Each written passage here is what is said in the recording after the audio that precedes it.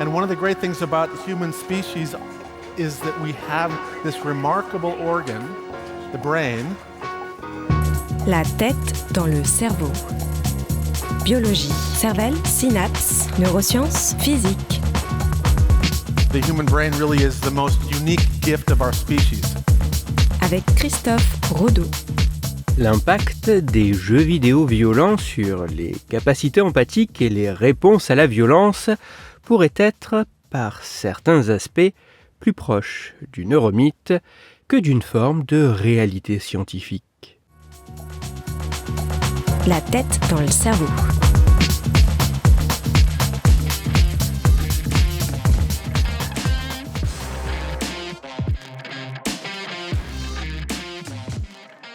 Il semblerait que le fait de jouer à des jeux vidéo particulièrement violents puisse altérer l'empathie des joueurs vis-à-vis de la douleur en les désensibilisant à la violence, qu'elle soit d'origine virtuelle ou bien réelle.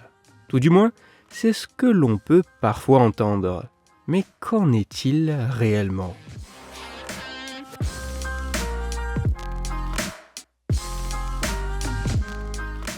C'est pour tenter de faire la lumière sur le potentiel impact des jeux vidéo violents sur les joueurs que des chercheuses et chercheurs autrichiens et suédois ont collaboré le temps d'une étude dont les résultats ont été publiés en novembre 2023. Pour leurs travaux, les scientifiques ont proposé à près de 90 hommes âgés de 18 à 35 ans, n'ayant peu ou pas joué à des jeux vidéo violents au cours de leur vie et à aucun de ce type de jeu au cours des 12 derniers mois, et n'ayant jamais joué au jeu vidéo Grand Theft Auto V, de jouer à ce même jeu, GTA V, durant 2 semaines, à raison de 7 fois 1 heure au sein du laboratoire de recherche. Mais chaque participant ne jouait pas à la même version du jeu et n'avait pas tout à fait le même objectif. En effet, alors que la moitié des volontaires jouaient à une version très violente du jeu et avaient pour objectif, durant ces 2 semaines, de tuer autant d'autres personnages que possible, l'autre moitié des participants jouaient, eux, à une version du jeu sans trace de violence et avaient pour objectif de prendre en photo dans le jeu autant d'autres personnages que possible.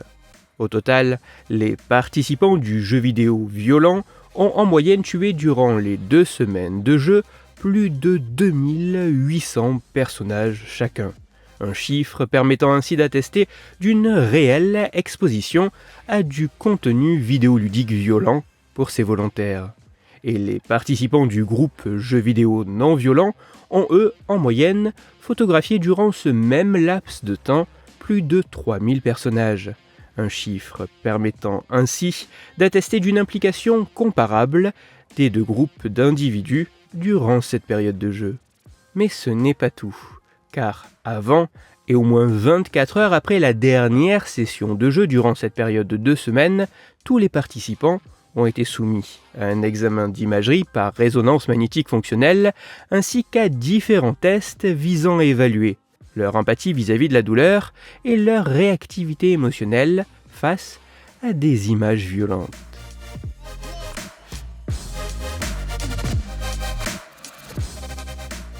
Que cela soit en analysant les réponses comportementales obtenues ou les mesures fonctionnelles effectuées, que cela soit en évaluant les réponses empathiques à la douleur des participants alors qu'ils étaient eux-mêmes ou non en train de souffrir, et que cela soit lorsque les volontaires ont été exposés à des images violentes virtuelles ou bien réelles, les résultats de cette étude mettent en évidence que l'exposition à des jeux vidéo violents ne semble ni altérer les capacités empathiques des joueurs vis-à-vis de la douleur, ni les désensibiliser à la violence.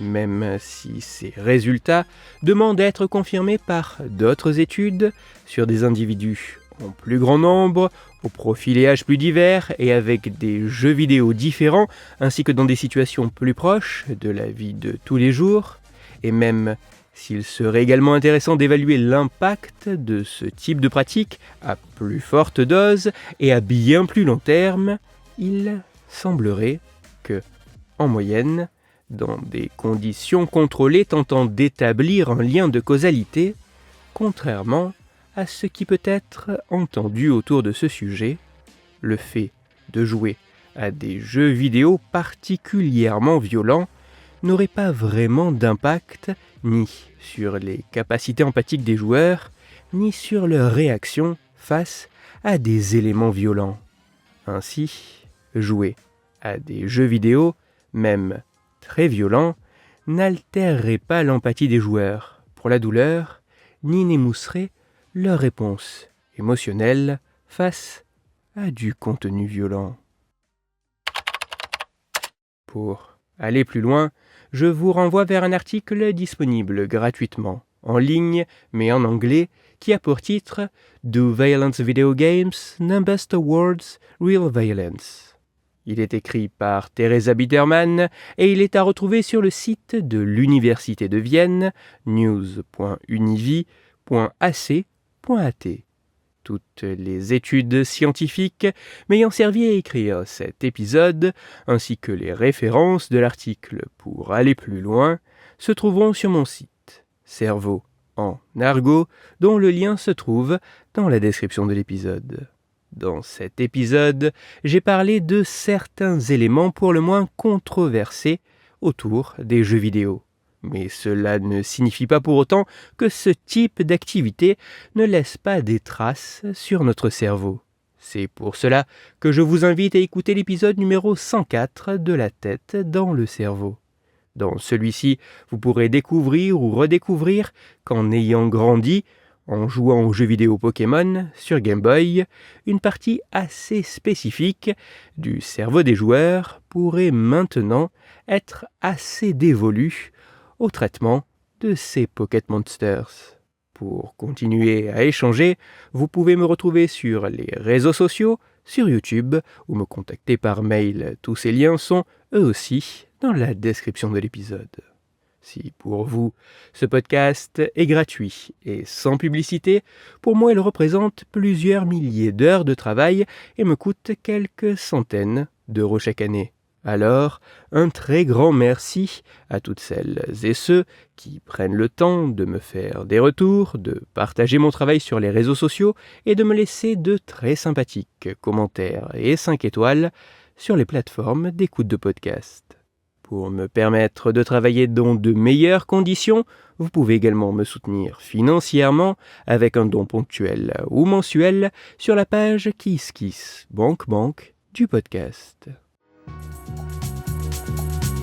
Christophe Rodeau. La tête dans le cerveau.